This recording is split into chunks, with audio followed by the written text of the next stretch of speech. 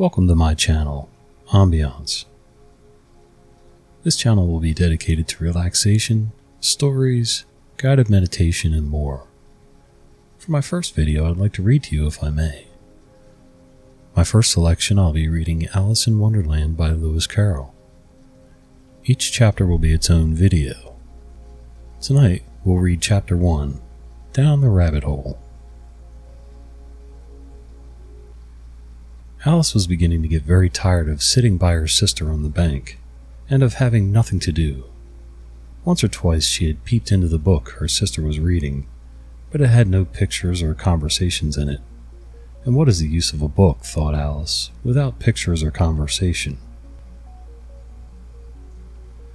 So she was considering in her own mind, as well as she could, for the hot day made her feel very sleepy and stupid, whether the pleasure of making a daisy chain would be worth the trouble of getting up and picking the daisies. When suddenly a white rabbit with pink eyes ran close by her. There was nothing so very remarkable in that, nor did Alice think it so very much out of the way to hear the rabbit say to itself, oh dear, I shall be late." When she thought it over afterwards, it occurred to her that she ought to have wondered at this, but at the time it all seemed quite natural. But when the rabbit actually took a watch out of its waistcoat pocket and looked at it, and then hurried on, Alice started to her feet, for it flashed across her mind that she had never before seen a rabbit with either a waistcoat pocket or a watch to take out of it, and burning with curiosity, she ran across the field after it, and fortunately was just in time to see it pop down a large rabbit hole under the hedge. In another moment, down went Alice after it, never once considering how in the world she was to get out again. The rabbit hole went straight on like a tunnel for some way, and then dipped suddenly down, so suddenly that Alice had not a moment to think about stopping herself before she found herself falling down a very deep well. Either the well was very deep, or she fell very slowly, for she had plenty of time as she went down to look about her and to wonder what was going to happen next. First, she tried to look down and make out what she was coming to, but it was too dark to see anything. Then she looked at the sides of the well and noticed that they were filled with cupboards and bookshelves. Here and there she saw maps and pictures hung upon pegs. She took down a jar from one of the shelves as she passed it. It was labeled orange marmalade, but to her great disappointment it was empty. She did not like to drop the jar for fear of killing somebody, so managed to put it into one of the cupboards as she fell past it. Well, thought Alice to herself, after such a fall as this, I shall think nothing of tumbling downstairs. How brave they'll all think me at home. Why, I wouldn't say anything about it, even if I fell off the top of the house, which was very likely true. Down, down, down. Would the fall never come to an end? I wonder how many miles I've fallen by this time, she said aloud. I must be getting somewhere near the center of the earth.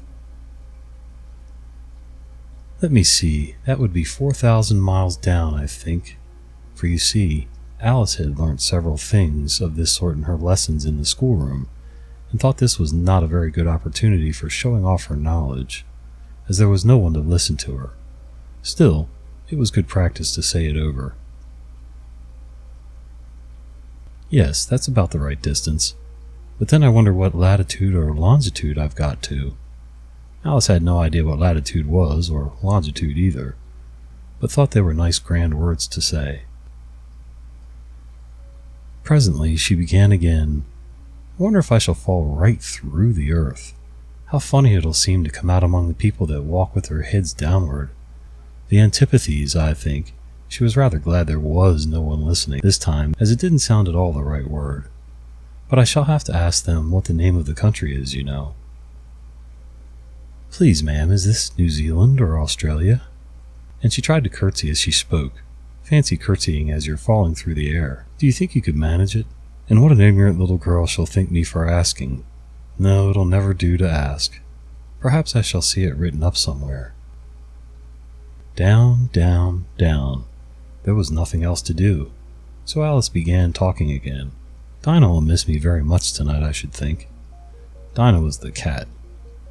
I hope they'll remember her saucer of milk at tea time. Dinah, my dear, I wish you were down here with me. There are no mice in the air, I'm afraid, but you might catch a bat, and that's very like a mouse, you know. But do cats eat bats, I wonder? And here Alice began to get rather sleepy, and went on saying to herself in a dreamy sort of way, Do cats eat bats? Do cats eat bats? And sometimes do bats eat cats? For you see, as she couldn't answer either question, it didn't much matter which way she put it. She felt that she was dozing off, and had just begun to dream that she was walking hand in hand with Dinah, and saying to her very earnestly, Now Dinah, tell me the truth. Did you ever eat a bat? When suddenly, thump, thump, down she came upon a heap of sticks and dry leaves, and the fall was over. Alice was not a bit hurt, and she jumped up onto her feet in a moment. She looked up, but it was all dark overhead. Before her was another long passage, and the white rabbit was still in sight, hurrying down it. There was not a moment to be lost. Away went Alice like the wind, and was just in time to hear it say as it turned the corner, Oh, my ears and whiskers, how late it's getting. She was close behind it when she turned the corner, but the rabbit was no longer to be seen.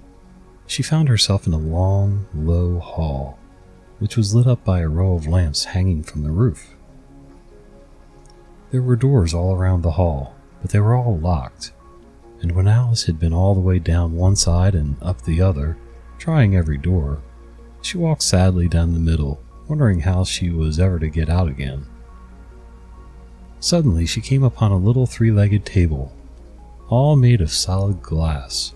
There was nothing on it except a tiny golden key, and Alice's first thought was that it might belong to one of the doors of the hall. But alas, either the locks were too large or the key was too small, but at any rate it would not open any of them. However, on the second time around she came upon a low curtain she had not noticed before, and behind it was a little door about 15 inches high. She tried the little golden key in the lock, and to her great delight it fitted. Alice opened the door and found that it led into a small passage, not much larger than a rat hole. She knelt down and looked along the passage into the loveliest garden you ever saw. How she longed to get out of that dark hall and wander about among those beds of bright flowers and those cool fountains, but she could not even get her head through the doorway. And even if my head would go through, thought poor Alice, it would be of very little use without my shoulders. Oh, how I wish I could shut up like a telescope. I think I could if I only know how to begin, for you see, so many out-of-the-way things had happened lately that Alice had begun to think that very few things indeed were really impossible. There seemed to be no use in waiting by the little door, so she went back to the table, half hoping she might find another key on it, or at any rate a book of rules for shutting people up like telescopes. This time she found a little bottle on it, which certainly was not here before, said Alice, and round the neck of the bottle was a paper label with the words, Drink Me, beautifully printed on it in large letters. It was all very well to say, Drink me, but the wise little Alice was not going to do that in a hurry.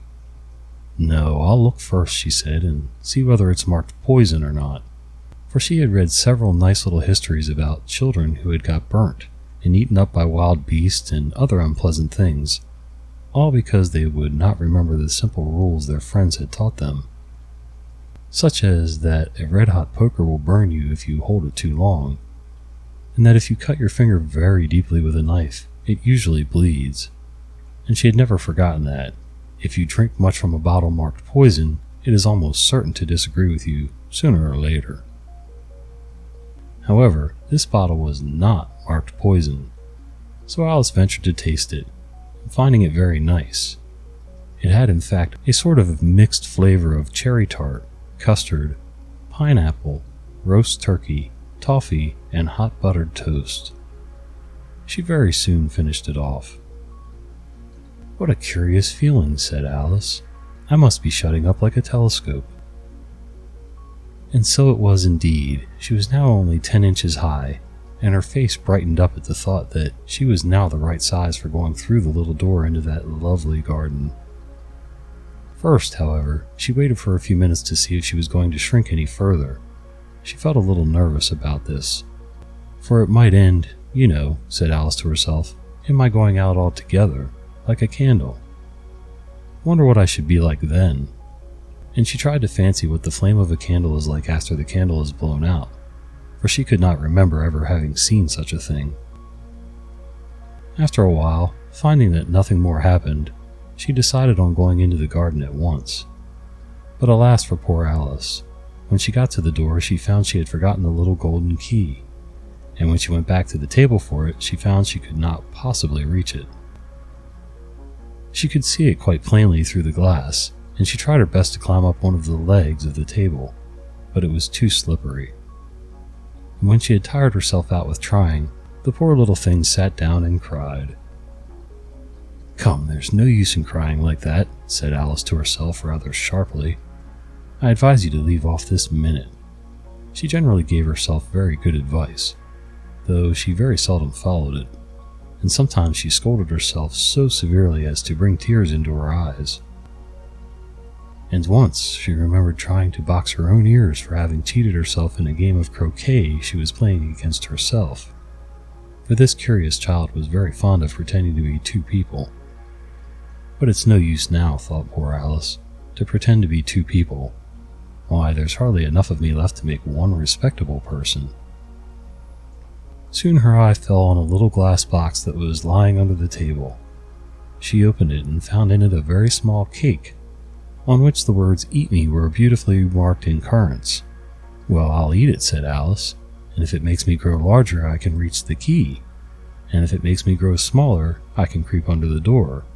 So either way, I'll get into the garden, and I don't care which happens." She ate a little bit and said anxiously to herself, "Which way? Which way?" holding her hand on the top of her head to feel which way it was growing, and she was quite surprised to find that she remained the same size.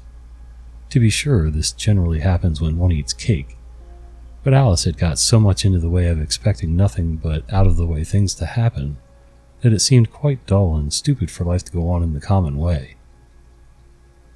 So she set to work and very soon finished off the cake. Thank you for joining me for Chapter 1 of Alice in Wonderland. If you haven't already, please subscribe and click the bell icon so that you won't miss Chapter 2 when I upload it.